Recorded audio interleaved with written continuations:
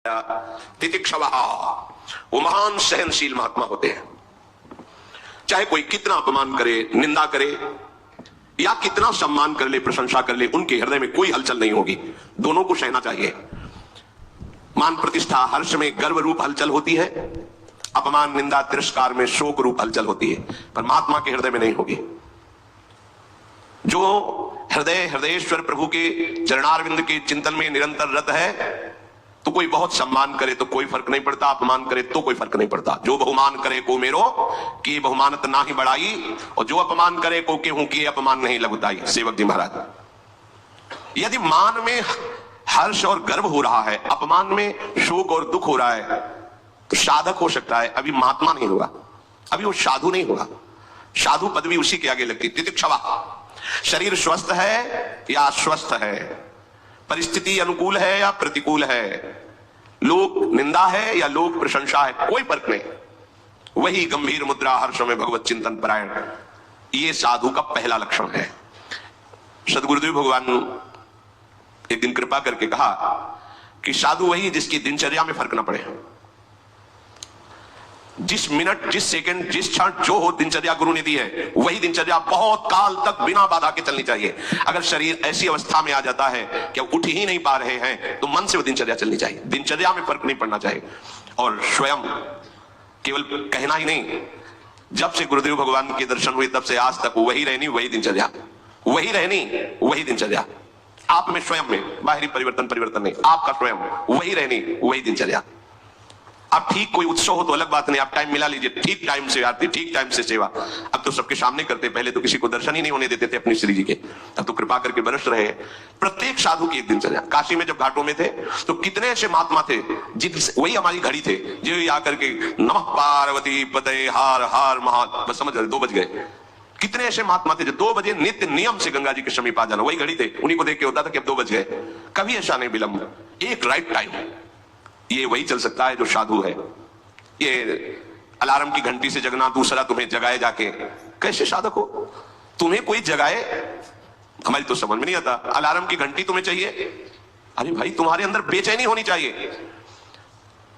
प्रारंभ में जब गायत्री अनुष्ठान पुरस्चरण चल रहा था, 15 मिनट के लिए लेटते थे तो लगता था कितना समय हो गया, तब 15 मिनट, घड़ी बंद है क्या? कई बार उठा के छोटी वाली जो देखना, 15, ऐसा लगता था 15 मिनट में बहुत सो लिए, कहीं ज्यादा समय तो नहीं हो। व्याकुलता, बेचैनी, अत्यधिक भगवत प्राप्ति की उत्कंठा, ये तुम्हें चैन से सोने देगी? नारायण हरिभजन में 5 न सुहात, विषय भोग, निद्रा, हंसी, जगत प्रीति, बहुबात, ये सब प्रपंची लोगों का काम है। साधक को किसी अलार्म की जरूरत, किसी के जगाने की जरूरत, थोड़ा विश्राम किया, बैठ करके मंत्राकार वृत्ति, जब सब सो रहे हैं तब जगा हुआ मंत्र जप रहा है, नाम कीर्तन कर रहा है, प्रभु के रूप के ध्यान में डूबा हुआ है, तो हृदय जब प्रभु में लगा होगा तब ये क्षमता होगी। पूज्य श्री सीताराम ओंकारनाथ जी महाराज ऋषिकेश में, भाई जी बहुत बीमार थे, ऋषिकेश गए भाई जी से मिलने के लिए, तो सबने निवेदन कर दिया कि भाई जी तो अब नहीं मिल पाएंगे क्योंकि बहुत बीमार है, रजाइयां ऊपर शरीर में उड़ी, शरीर कांप रहा है, बुखार और भी कष्ट थे। तो उनका एक बार आप कह तो दीजिए जाकर के, क्योंकि ये भी महापुरुष, बड़े नाम प्रेमी, अद्भुत महापुरुष सीताराम ओंकारनाथ जी महाराज, नाम के अनन्य प्रेमी, और भाई जी भी नाम के परम प्रेमी। भाई जी से बताया कि सीताराम ओंकारनाथ जी मिलना चाहते, पर हमने मना कर दिया कि आपका स्वास्थ्य, किसका स्वास्थ्य खराब, तुरंत फेंकी रह जाए, उठे चल दिए। साथ साथ टहलते हुए घंटों वार्ता, गंगा किनारे बैठकर वार्ता, फिर आए, जेवी रजाई उड़ी, फिर वैसे ही बुखार, फिर वैसे।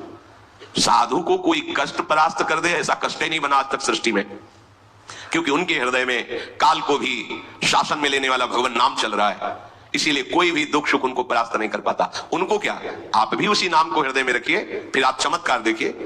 अगर नाम चल रहा है, इसमें खुली बात है, और हृदय आश्रित है, तो कोई भी कष्ट परास्त नहीं कर सकता।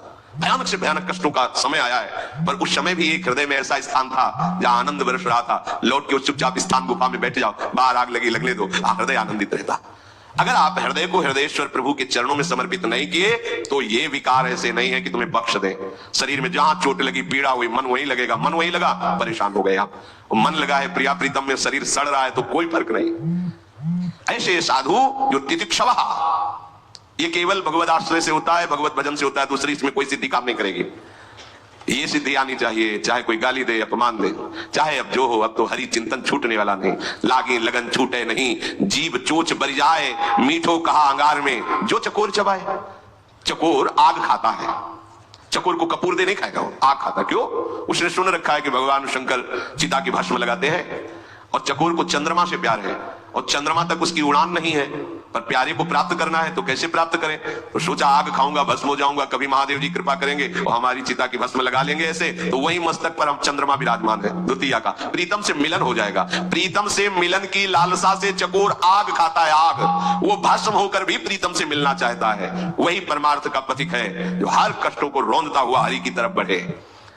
जो भगवत प्रेमी होते हैं वो लौकिक सुखों में अपने भजन के बल को नहीं लगाते हैं, लौकिक दुखों की निवृत्ति के लिए भजन बल का प्रयोग नहीं करते हैं, वो केवल भगवत प्राप्ति के लिए ही भजन करते हैं। इसलिए उनमें सब कुछ सहने की सामर्थ्य होती है। सखुबाई को खंभे में बांध करके डंडे से रोज पीटता था उसका पति। सास कितना दुर्व्यवहार करती थी, लेकिन एक क्षण के लिए भी विट्ठल का चिंतन कभी नहीं रुका। एक दिन देखा कि साधु मंडली जा रही है भगवान विट्ठलनाथ जी के दर्शन करने के लिए। विचार किया कि रोज कष्ट सहती हूँ, बहुत बहुत और मार पड़ेगी, एक बार जाकर ठाकुर के दर्शन कर लेती इस मंडली के साथ। जो ही चली, किसी ने बता दिया, फिर पकड़ के पिटाई हुई, बांध दिया खंबे में, नहीं जाने दिया। कितना दुर्व्यवहार करते थे सखुबाई के साथ। वो कभी प्रभु से इसलिए नहीं रोई कि मुझे ऐसे परिवार में दे दिया आपने, नहीं। पति की सेवा, सास की सेवा, वो भोजन भी नहीं देती, मारती पीटती। अब तो खंबे में ही बांध दिया कि ये तो भाग जाएगी ठाकुर जी के पास। तो जानते हो विट्ठल स्वयं आ गए और सखुबाई से कहा तुम्हें जाने का मन है, तुम जाओ। बोले फिर पकड़ लेंगे? बोले पकड़ेगी तब ना, जब सखू नहीं होंगी, मैं सखू बन के बंद जाओ, तुम जाओ। देखो सखुबाई बन करके आप बंध गए और भक्तों को मुक्त कर दिया, जाओ। क्या है ये है साधुता। जरा सा कोई प्रतिकूल हो जाए तो कहते हैं हमारा भजन नहीं बनता क्योंकि परिवार के विरोध करते हैं। वहां तो रोज पिटाई होती थी, भजन छूटा। भागमती बाई, राजा ने, राजाओं का अधिकार था कई रानी कर सकते हैं, तो नवीन रानी और दोनों में प्रीता, अब ये दूसरी रानी हो गई। और ये श्री नागरीदास जी महाराज जो बरसाने में रहते थे, उनसे सत्संग करती, तो प्रिया प्रीतम के चरणों में प्रीति, संयम से रहते हुए हर समय राधा राधा। उसको बहुत, विषयी पुरुष को बहुत बुरा